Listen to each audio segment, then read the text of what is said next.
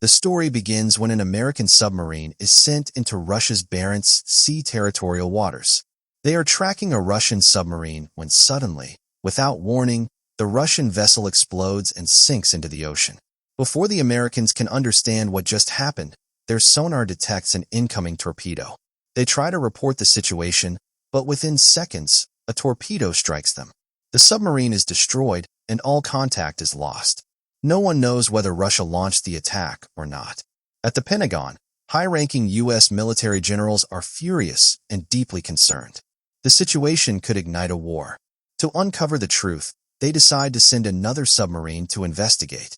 Captain Glass, a veteran who has spent nearly 50 years of his life beneath the sea, is assigned to lead this dangerous mission. At the time, he is hunting in Scotland when he receives an urgent order to return immediately. At the naval base, the USS Arkansas is docked and ready.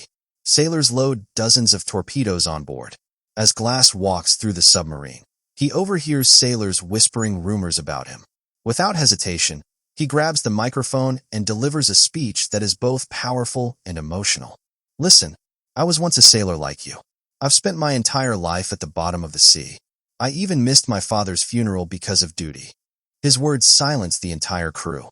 Meanwhile, a female intelligence officer informs the U.S. Navy admiral that Russian President Sakharine is visiting the Kola Peninsula, the same region where the American submarine was recently sunk. This raises serious suspicions. The U.S. decides to deploy a special task force to observe Russia's movements. Is Russia preparing for war? In the barren deserts of Tajikistan, a four-member Marine team is conducting a hostage rescue training exercise. After completing the mission, the team leader angrily criticizes the sniper, warning him that such slow reactions in real combat would get everyone killed. Soon, the team receives a real assignment: infiltrate and scout a Russian military base in the Arctic. Fortunately, it is only an observation mission, at least for now. Back in the icy waters, the USS Arkansas arrives in Russian territory. The submarine briefly surfaces for air, moving like a silent shark hunting in foreign waters. Then it dives 300 feet beneath the surface to remain hidden. Glass orders the deployment of a small probe to investigate the wreckage of the missing American submarine. Soon, they find it resting on the ocean floor. More than 110 sailors, including the captain, are dead. A massive torpedo hole is visible in the hull. Glass immediately recalls the probe and orders the crew to prepare for combat. Right on cue, a Russian submarine appears above them and fires 2 torpedoes without warning.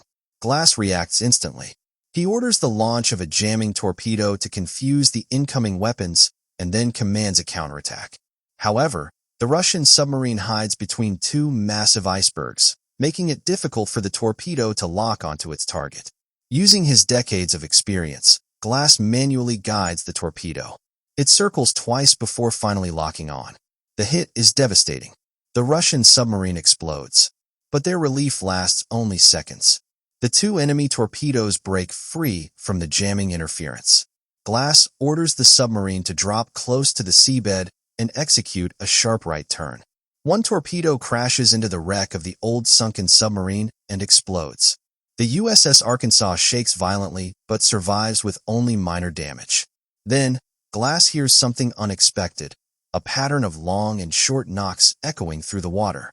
It is a distress signal. Sonar detects another Russian submarine wreck nearby. This is not the one they just destroyed. This submarine shows signs of an internal explosion, not an external torpedo strike. If it wasn't attacked from outside, what happened inside? And if Russia knew about it, why didn't they attempt a rescue? Questions flood Glass's mind, but he makes a bold decision. They will rescue the survivors. Only those inside can reveal the truth. At a crushing depth of over 700 feet, with powerful Arctic currents threatening to tear them apart, the rescue is incredibly dangerous. Still, they succeed. 3 survivors are brought aboard, one of them the Russian captain. All 3 are freezing and barely conscious. Glass orders immediate medical treatment, but commands that the Russian captain be locked in a private room. Meanwhile, a helicopter transports the Russian president to the Russian naval base in Polyarny. The Minister of Defense arrives in AG-63 to greet him. The president is informed that another submarine has been destroyed. General Dmitry pressures him to retaliate against the Americans immediately. But the president refuses to act blindly. He wants to call the American president and understand what is happening. Elsewhere, the four-man U.S. Special Forces team parachutes onto Russian soil. Their mission is to infiltrate the naval base, gather intelligence, and transmit live footage back to the United States. The U.S. fears war may be imminent. Russia is mobilizing heavy weapons. Massive military equipment is being assembled. The Russian president is present. Something major is unfolding. But what they discover is far worse.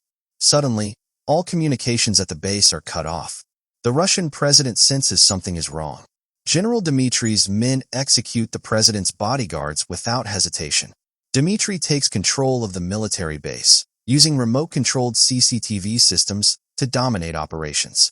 The Pentagon's top leaders watch in real time as dozens of heavy weapons are prepared. Intercontinental cruise missiles stand ready. This is no military exercise. This is a coup. General Dmitry drags the Russian president to the shoreline and executes the remaining bodyguards. There is no doubt, he is carrying out a treasonous plot. It turns out that General Dmitry had long been disgusted by what he saw as the arrogance of the United States. At the same time, he believed the Russian president was weak and overly conservative. Driven by his ambition, Dmitry secretly blew up his own submarine and blamed the United States for the attack. To further provoke conflict, he launched attacks on 2 American submarines, deliberately trying to ignite a war between the 2 superpowers. Now, the Russian president is in Dmitry's custody. The United States witnesses the Russian president being captured. To prevent a global war, they decide to rescue him. The 4 young American soldiers who were originally sent only to investigate now find themselves on a mission to save the Russian president himself. But before their rescue operation can even properly begin, the 4 men are exposed. A Russian search party begins tracking them through the harsh terrain. Meanwhile, Captain Glass receives new orders: navigate into Russia's Murmansk fjord and extract the Russian president. The approach to the Russian coastline is extremely dangerous, filled with underwater bomb fields and sonar detection systems. To pass safely, they need someone who knows these waters intimately. Glass comes up with a bold idea: approach the captured Russian submarine captain. He shows the Russian captain a photograph of the massive hole in his destroyed submarine. That damage, Glass explains, was caused by Dmitry's men. Dmitry is holding the Russian president. Think carefully about it. At first, the Russian captain refuses to believe it. But the evidence is undeniable. Elsewhere, the 4-man American Special Forces team is hiding high above ground when a Russian soldier raises his weapon to inspect the area. A shot is fired. One member of the team is hit in the leg. The Russians leave without discovering them fully. The wounded soldier will now be assigned to a different position in the mission. Back at sea, the USS Arkansas reaches Russian waters. Captain Glass enters the control room and calmly orders the crew to move forward slowly and silently. After deep reflection, the Russian captain realizes that if the submarine hits one of the underwater bombs, everyone will die, including himself. He steps forward and offers to guide them safely through. Despite strong objections from the crew, Glass chooses to trust him. The submarine moves into extremely dangerous territory. At the bottom of the fjord lies a dense torpedo minefield. Without the Russian captain's guidance, even divine luck would not have saved them. Inside the submarine, no one dares to breathe too loudly. One mistake means death. At one tense moment, a crew member holding a wrench slips. The tool almost crashes to the floor. A single loud sound could trigger disaster. Thankfully, another sailor catches it midair. Disaster is avoided by inches. The Russian captain then directs the submarine toward what appears to be a shortcut. The American crew is suspicious. Their charts show no such path. The Russian captain, Andropov, insists the charts are wrong. Glass lives by a simple rule: when you trust someone, trust them fully. The submarine enters a narrow passage. Tension fills the air. Some begin to wonder if the Russian captain intends to die along with them. But after drifting carefully with the current for nearly an hour, the submarine emerges safely into open water. Trust was the right decision. Meanwhile, the remaining 3 Special Forces soldiers put on diving suits and swim toward the Russian naval base. Upon reaching shore, they encounter one of the Russian president's bodyguards. He raises his weapon and demands identification. The Americans quickly explain they are there to rescue the president. They move to the top floor of the building, silently eliminating guards along the way. They plant explosives on the door of the room where the Russian president is being held and prepare defensive positions. The explosion blows the door open. Immediately, General Dmitri realizes the intrusion. Gunfire erupts everywhere. Bullets tear through the hallway. One American soldier is wounded. The Russian bodyguard fights bravely to buy time, while the other two soldiers secure the president and lower him down with ropes to escape. The bodyguard knows he cannot defeat Dmitri's elite soldiers alone. In a final act of sacrifice, he grips two grenades and detonates them against his own body, creating a massive explosion that kills everyone nearby. The blast throws one officer from a high position, and he dies instantly upon impact. The two surviving American soldiers drag the wounded Russian president through heavy gunfire. Enemy forces pursue them relentlessly. The president is shot, but miraculously survives. Just when it seems hope is lost, the sniper, the same young man who was wounded earlier, takes position at long range and begins providing critical cover fire. Gunfire continues from above. The Special Forces captain stands tall and launches grenades toward enemy positions. In the distance, the sniper eliminates several more threats. The two soldiers pull the president down a steep slope toward the shoreline. At that exact moment, they see the USS Arkansas surfacing offshore. But enemy forces are closing in fast. Everyone dives into the freezing water and swims toward the submarine. One soldier stays behind to provide cover fire. Realizing the danger, he eventually dives into the water as well and swims after his team. Tragically, he is shot underwater and killed. The Russian president boards the submarine safely. The Special Forces captain, however, makes a daring choice. He turns back to rescue the sniper left behind. In the forest, General Dmitri learns that the Russian president has boarded the American submarine. Furious, he orders Russia's most advanced warship, the Yevchenko, into battle. The Yevchenko immediately launches a barrage of missiles at the USS Arkansas. On the Arkansas, Captain Glass deploys a decoy mini-sub as bait. The enemy missiles lock onto the decoy while the Arkansas accelerates at full speed. Missiles slam into the water around them, exploding violently. The shockwaves severely damage the submarine. Water begins leaking inside. If this continues, they will drown even without being directly hit. Glass orders an emergency dive to a safer depth. But danger is not over. The enemy deploys underwater mines. A mine disruption device activates, neutralizing one threat, but another mine approaches fast. Glass considers launching a torpedo to destroy the Yevchenko.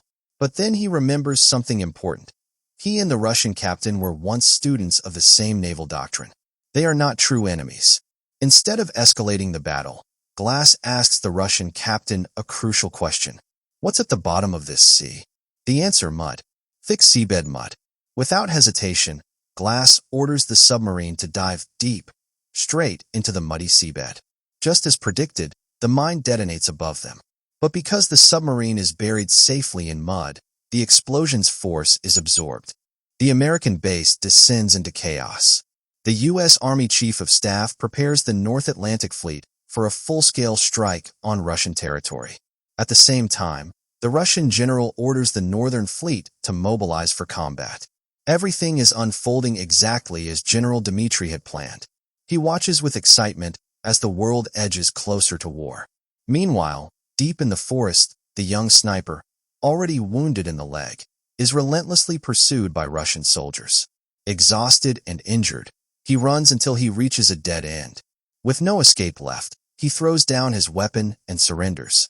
But at the last second, the Special Forces captain appears and rescues him. The two support each other and struggle to escape together. Back on the USS Arkansas, the situation is critical. Water continues to flood the damaged compartments. Some sections are even burning, with small explosions erupting inside the submarine. Panic spreads among the crew. Captain Glass steps forward and calms everyone down. He then goes to speak with the Russian president. The president wants to communicate with his forces, but surfacing now would mean certain death. The submarine is severely damaged. The torpedo tubes are no longer operational. During the chaos, A torpedo slips loose and crushes a sailor beneath it. His teammates scream as they struggle desperately to lift the torpedo and save him. The noise echoes through the water, and Russian forces realize the submarine is still alive. The Russian fleet turns back, preparing to finish off the Arkansas and eliminate the Russian president. The situation is dire. Like fish on a chopping board, they are completely exposed. The Russian captain Andropov explains that the sailors aboard the warship Yevchenko were once trained by him. Glass decides to gamble everything on trust. Will they listen to their former commander? When the Russian Navy soldiers hear the voice of Captain Andropov over communication channels, confusion spreads among them. On one side stands General Dmitry and the Minister of Defense. On the other side stands their lawful president. They hesitate. They do not know whom to obey. The Arkansas slowly surfaces. The Russian president speaks with absolute authority, ordering the fleet not to fire upon the American submarine. The sailors aboard the Russian warship contact General Dmitry and inform him they will not attack. Enraged that his command is being ignored, Dmitry orders shore-based missiles to be launched directly at the Arkansas. His objective is clear: kill the president, silence him forever, and then accuse the Americans of kidnapping and assassinating him. That would push the war to its ultimate climax. Captain Glass now faces the most difficult decision of his life. He still has Tomahawk cruise missiles capable of interception, but if he fires, the Russian fleet will respond instantly. On shore, heavy Russian missile launchers are activated by the minister. Dmitry knows that if he fails to eliminate this threat today, he himself will eventually be destroyed. The missiles from shore streak toward the Arkansas. Inside the submarine, tension is unbearable. Crew members panic. The countdown shows 5 seconds remaining. Glass remains silent. 3 seconds left. The missiles are seconds from impact. Suddenly, they are intercepted mid-air. The missile destroyer Yevchenko shoots them down. The Russian warship has chosen to protect its president. Understanding the truth of the situation, the warship immediately fires 2 missiles toward the Russian naval base, where General Dmitry is commanding operations. The base erupts into flames and smoke. Dmitry's coup collapses. The immediate threat of global war is eliminated. The sailors aboard the Arkansas finally accept Captain Glass completely. His leadership, trust, and restraint prevented catastrophe. At the end of the film, Captain Glass personally escorts the Russian president back home. Russian Captain Andropov stands respectfully and salutes. Soon after, the 2 battered Marines, injured but alive, climb aboard the submarine with assistance from the warship. They too return home safely. The mission is complete. The story ends here. If you love the story, don't forget to like the video, subscribe to the channel, and turn on the notification bell so you never miss the next mission. Thanks.